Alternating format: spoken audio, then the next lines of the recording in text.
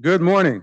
I am Kenyon McDuffie, at-large council member and chair of the council's Committee on Business and Economic Development. Today is a good day. Today is Friday, August 1st, 2025, and we're convening this additional meeting of the committee in person in room 500 of the John A. Wilson Building, as well as via Zoom. We're also streaming live on the council's website. The time is 12:52 p.m., and I'm calling to order this additional meeting of the committee. For the record, I'd like to note that we have a quorum, which consists of myself, at-large Councilmember Anita Bonds, Ward 6 Councilmember Charles Allen, Ward 7 Councilmember Wendell Felder, and Chairman, no, I guess not.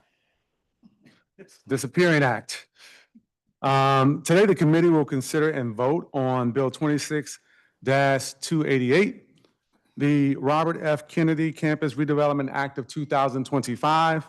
I introduced Bill 26-288 along with Chairman Mendelson on June 20th, 2025.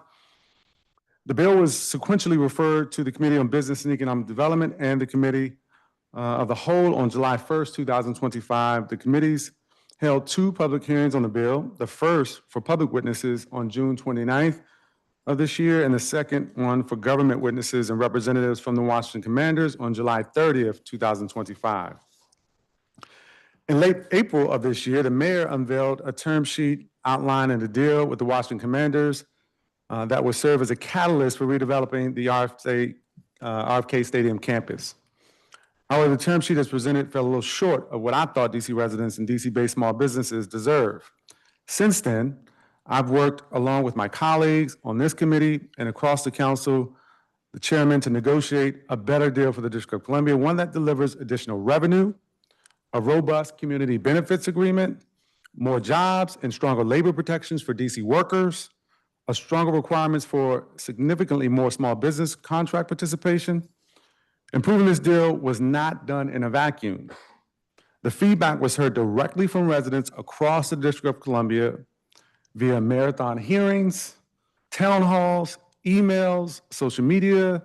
The voices of thousands of residents, including our youth and small business owners, helped shape the bill that's in front of us today. I've said this from the very beginning. This deal is about more than simply building a football stadium. This is about supporting people and building community. It's a once-in-a-generation opportunity that will not only bring our beloved sports franchise back to the nation's capital, but it will also transform a long-dormant waterfront to a thriving mixed-use community that drives economic opportunity for the more than 700,000 District of Columbia residents, especially those residing in Ward 7, Ward 8, and the adjacent communities of Ward 5 and Ward 6. The proposed 65,000-seat Doom Stadium is intended to be a year-round destination, hosting everything from Super Bowls to Beyonce concerts, from the NCAA Final Fours to FIFA World Cups, to community festivals that showcase our city's unique local talent and culture.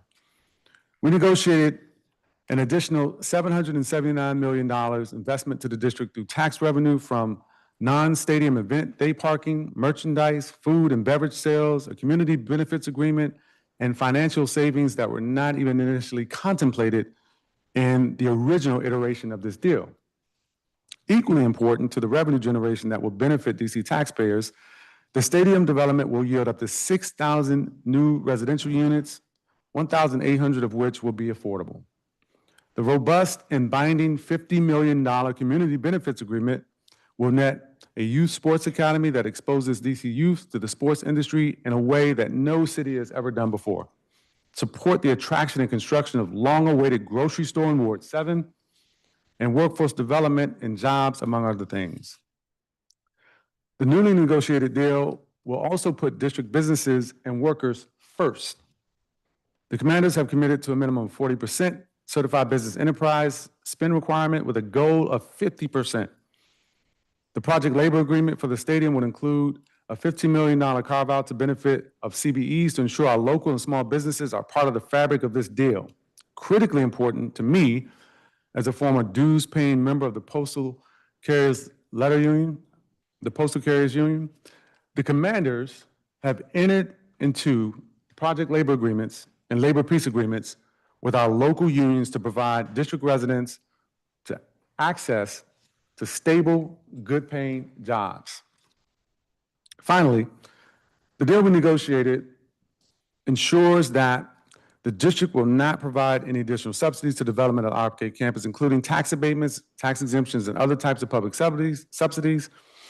As you can see at every step of this process, we have centered the needs and voices of our city's residents. Since the committee circulated its draft print yesterday at 11 a.m., we continue to engage the commanders to make this deal even stronger. So the DARES print today makes important changes. The print incorporates a 20% equity participation and 20% development participation of certified business enterprises requirement. It clarifies that no bonds may be issued or the proceeds of those bonds expended unless the development and financing agreement requirements have been met. It requires that the commanders construct the stadium using methods and materials consistent with the goal of obtaining LEED Platinum certification, among other things.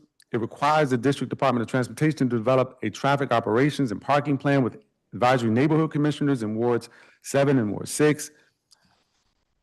It clarifies the timelines for exemptions from the Anacostia waterfront environmental standards as well. Now, before I open the floor to my colleagues for additional comments, I really want to take this opportunity as Chair of the Committee on Business and Economic Development to thank the Council's Budget Office for all their hard work, all the hard work of our General Counsel's Office, all the late hours that you all have put in. I want to thank the Office of the Chief Financial Officer's Office of Revenue Analysis. I want to thank Chairman Mendelson and his staff. I want to thank my colleagues and their staffs because we've all been hard at work laboring to get this deal to the point it is today. And finally, I want to thank my staff, my committee director, Donnie Crawford, and all the folks who are part of our team for their hard work and dedication to this bill. Without the help of the entire council, this deal would not have been possible. Is there any discussion?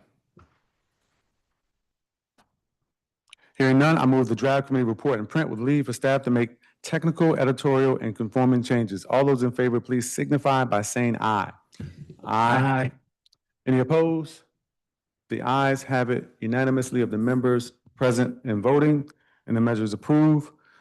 This concludes the additional meeting of the Committee on Business. Chairman, I'd just like to note the Committee of the Whole will follow, but probably in about 20 minutes. Okay, that was the last part of my statement, but thank you. Well, I wanted to steal your thunder. I appreciate it, Chairman. I'm glad you're here with us. This concludes the additional meeting of the Committee on Business and Economic Development. The Committee of the Whole will follow in about 20 minutes. The time is now 1 p.m. exactly, and the Committee on Business and Economic Development, this hearing is adjourned.